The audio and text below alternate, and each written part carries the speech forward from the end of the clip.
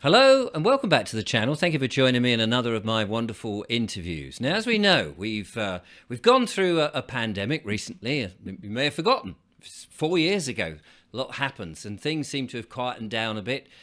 And yet we keep getting these rumblings about, there might be something else coming. We've been told, there seem to be like buses. One comes and then another three all at once. So people are slightly concerned. I remember last year I was up on the Downs because there was a whole load of worrying concerns that bird flu was going to be the next thing, and that birds somehow by magic osmosis or something were able to transfer a disease to humans. And we've heard that perhaps there's somebody in the world that has now died, and it's got people a bit worried. And so a lot of people are thinking, well, is this it? And or if it isn't, maybe we should dispel the myth that this happens. So it was by happy chance that a gentleman got in touch with me, a man who knows all about birds, and in fact has a website. Here it is, everything about chickens that you need to know. He's been an experienced chicken keeper, and he has also, like me, some concerns that perhaps we're being told something that might happen which may perhaps not be quite what it seems. So I thought it was sensible to get him on the show to talk all about it. His name is Gerard Seal. He is otherwise known on his YouTube channel as the Chicken Chap, and he joins me now. Hello, Gerard. Hello, Richard. Thank you so much for having me on the show. Oh, it's lovely to have you on the show. And you and I both have concerns about farming and particularly this bird flu thing. And we've heard recently that people have got to register their chickens if they have a certain amount, which is all quite bizarre.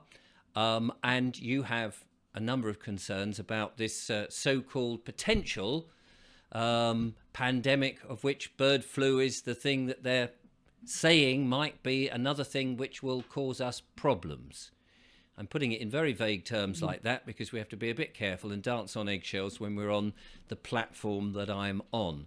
But anyway, so maybe we can go through some of the concerns and some of the evidence that you've got. Well, the first thing that raised my interest was the government consultation, shall we say. Right. Where they went to the people and they asked their opinion. So they wanted to change the surveillance level. Currently, it stands at anybody below 50 chickens doesn't have to register. But they're wanting anybody with a single chicken or duck or whatever to actually register their chicken. Right. I started reading this and I thought, why are you doing this? So I went to the government's own figures for bird flu, and I did some calculations based on their numbers. Now, when I did my article, I had the information that there was about 400 million chickens, birds in the UK. It turns out, right. It turns out there's far more than that. There's about 1.25 million chickens for meat or for eggs or turkeys, game birds, pigeons, plus there's about 200 million wild birds in the country. Yeah, but it must be very difficult for anybody to count the wild birds. But yeah, I mean, there must be, as you say. Apparently, we've lost over about a third. In the last 50 years, we've lost about a third of the wild birds in this country. So that, when I sat down and did the original calculation, it turned out that there was about, over the 400 million, there was one bird, less than one bird in every million that had an infection. So now that I know there's like 1.25 billion birds, it just changes the numbers completely. So if I can just look at my notes. So since October 2001, I do believe,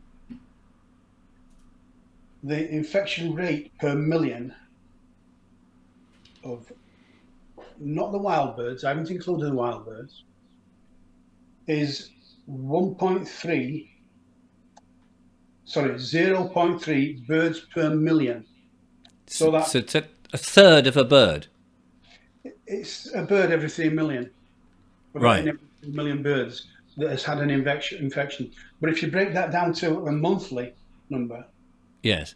0.01 birds per million, which is one bird per 100 million has had an infection.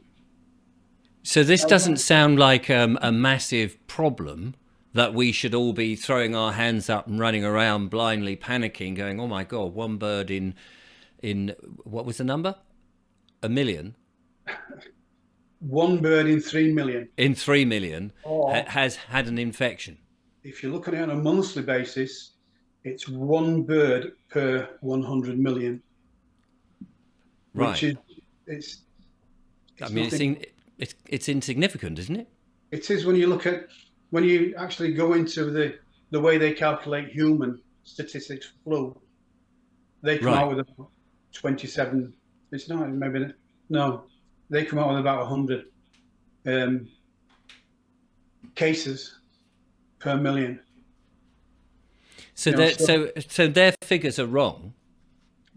well, I'm not saying their figures are wrong, but they're not giving you the whole picture. So they tell Right. you how many infections there are. They don't tell you how many birds there are. So you have to go out and find how many birds there are to do the statistics, Right. which is what I had to do. So if you look at the article, why they're trying to increase the surveillance, it's, just let me find my notes. So this is the article that's on your website. The article on my website, yes. Yeah. So the government went to the people with their proposal for making people register one bird. Yeah. Now they gave the people three choices. So the first one was there. They gave them three options to vote for. The Right. first one, option one, was well, it's not option one; it's just do nothing. Do nothing.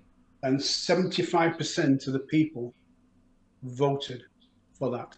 Yes. 75%. Option two was their recommendation, where they wanted people to register one bird. And then option two, and another nearly 11% voted for this. Option two was extend registration requirement to a keeper of 10 birds or more. Right. So they gave people three options, and most people, 75%, have said just basically, there's not really a problem, so we don't want to do anything. The other two options seems to be the control options that very few people were interested in. Is that what you're saying? The one that they wanted people to vote for is option one. Yes. And that got 12.5%.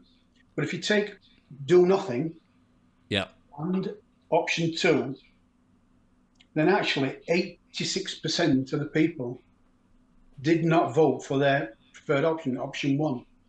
Right. But they've gone ahead with it anyway. And they've gone ahead with it anyway. So so sometimes these consultant things is just a complete waste of time, because they seem to have ignored what the people want. It's clear they intended going ahead with it anyway. Right. 7-1 voted against it. Yes. Yet they've gone ahead with it anyway. So they totally ignored the general public. So I'm sorry to interrupt the programme, but I hope you're enjoying it so far. And if you'd like to see the rest of this interview or these monologues, then do go over to my other channel on Rumble, which is rumble.com/users/Vobes, where you can see the whole thing complete, uncensored and unedited. You know that YouTube at the moment is not too happy with some of the content that I've been putting up. So in order to be fair to them and to be fair to you, I'm putting all the sensitive material on my other channel, the one that's listed just below here. And I hope that you find it all there. In the meantime, thank you so much for watching, and thank you for supporting this channel. It is very much appreciated.